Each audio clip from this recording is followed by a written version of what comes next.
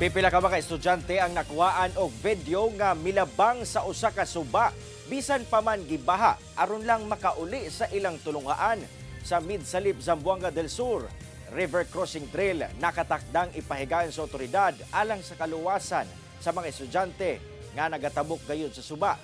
Ang detalye sa report ni Efren Mama.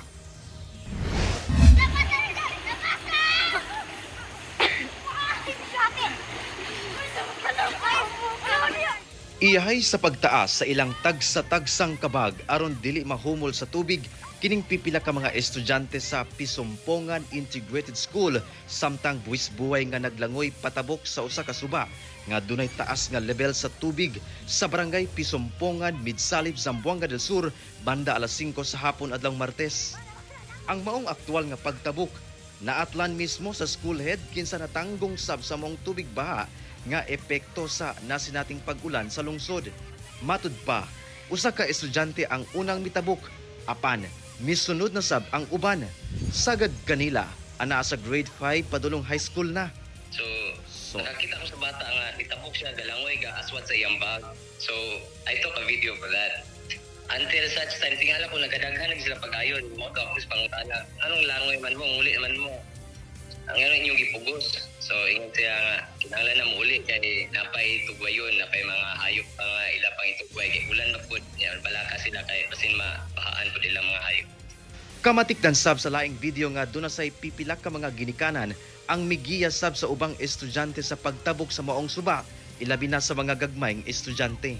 Ang bayanihan nga, even though dili ilang mga anak, pero ilang gihakot, balik-balik pa. Until nahurot yung tanang bata sa suba. Ilang gikuha para makauli. Matud pa, nagatabok gayud ang maong estudyante sa maong suba.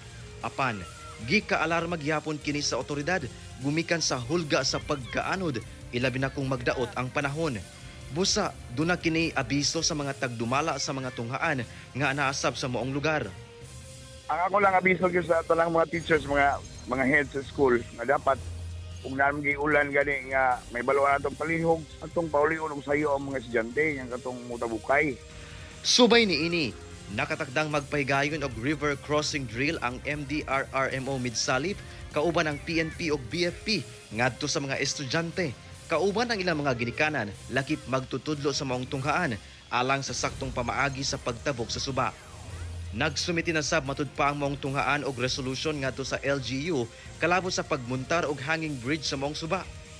Na buhatan na mo na report sa pagkakaroon lagi mo tong murag mag-request gyud sir og kwan nga dinalian ba nga mabuhatan og tuloy diha kay DP na mo gyud naghawid na sir.